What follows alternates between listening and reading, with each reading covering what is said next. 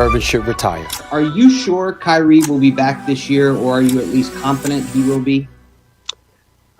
Sure.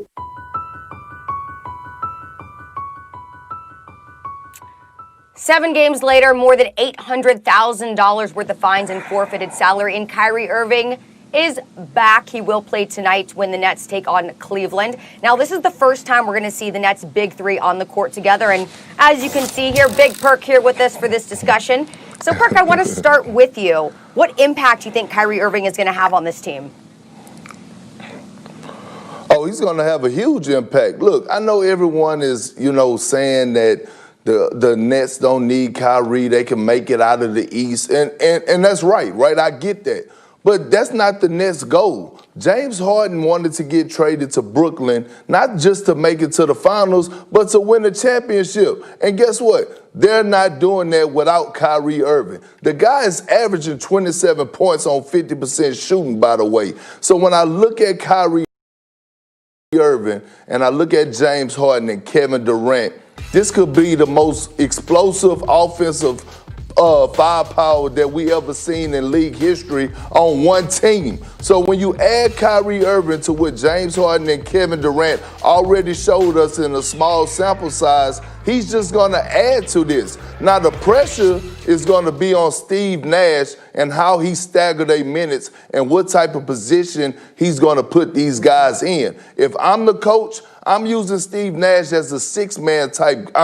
Kyrie as a six-man type player, and not starting them and bringing them off the bench, but I would say I would sub them out, early in the first quarter, probably 6 minutes to go in the first, and I would bring him back to start the second and get the ball to him and let him just rock out. James Harden and Kevin Durant also is going to have to sacrifice to Kyrie Irving, meaning they're going to have to let him be who he is, and that's a guy that gets buckets. And I think KD and James, the way, the energy that I see them playing with, the joy, and I know that they want to win the championship, they're going to have no problem with doing that. Now, Kyrie, he's going to have to be mentally there, mentally focused, and we just hope that he is. You just never know with him, but at the end of the day, he's still a guy that's giving you 27 a night on 50% shooting and still one of the best one-on-one players that this game have.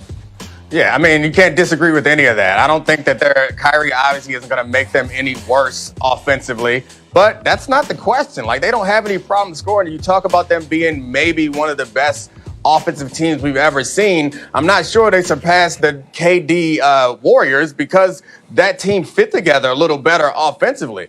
I don't think you need another ball handler in Kyrie. Obviously, that's true. They got two guys that can handle the ball quite well. I think what they need is defense. And I understand the stagger the minutes idea. It sounds good and it makes sense all the way through the regular season. Maybe it makes sense through most of the postseason. But no one's going to stagger their minutes in closing time. In closing time, it's going to be hard to get defensive stops with Kyrie and Harden and Kevin Durant without having a real rim protector like they had in Jared Allen. So I understand that Kyrie's talent is immense, but we can't pretend like this is some sort of perfect fit. He's not Klay Thompson. He's not a guy that's going to get you 40 points on 10 dribbles. Kyrie is going to get you 40 points on a couple hundred dribbles. And that's just not a perfect fit for this offense. So I don't see them having any problem integrating Kyrie right now. But in the playoffs, when they need to get a stop at some point, they're obviously not going to put Kyrie on the bench or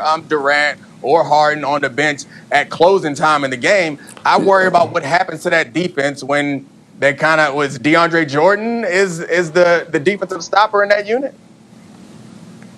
Yeah, but Dominique, listen, this is what people don't give Kyrie enough credit for. Kyrie is a guy that could play off the ball. Matter of fact, he's not Klay Thompson. Nobody in the league is Klay Thompson. But Kyrie could play off the ball. He's actually a better spot-up shooter than what he gets credit for. And I get it, on the defensive side of things, they may need stops and, down the stretch. But to be honest with you, I don't know if it's going to be a down the stretch, because if you have this much offensive firepower, the league might just be a 10 to 15 point lead where it might not be predicated on the defensive end of the basketball. And by the way, when you have a team like this, that have one goal of winning a championship, Kevin Durant, Kyrie Irving, James Harden, when locked in, they can play defense well enough to get stops because they're going to put up 130-plus points a night, period.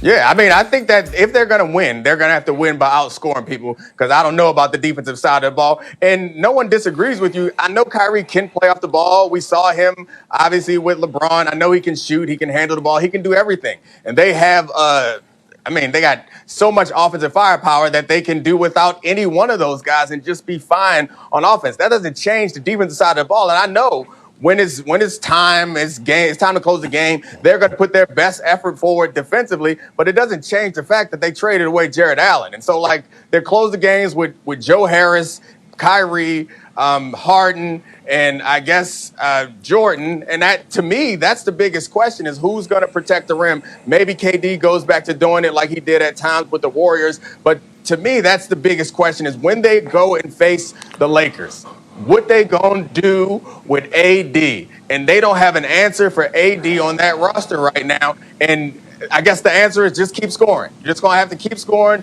You have to have all your trips down the floor are gonna have to end in buckets because they're not gonna be able to stop AD.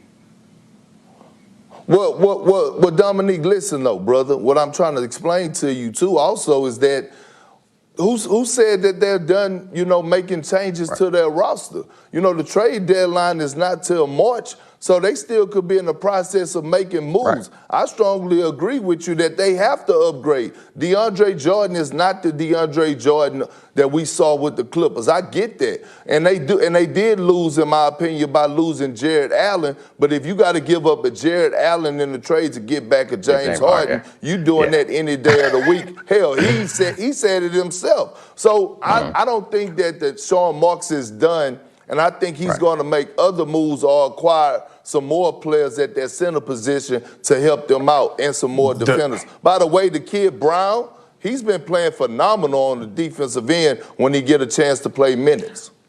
So the one thing that you brought up in your opening kind of opinion that we didn't touch on at all is where Kyrie's going to be at mentally.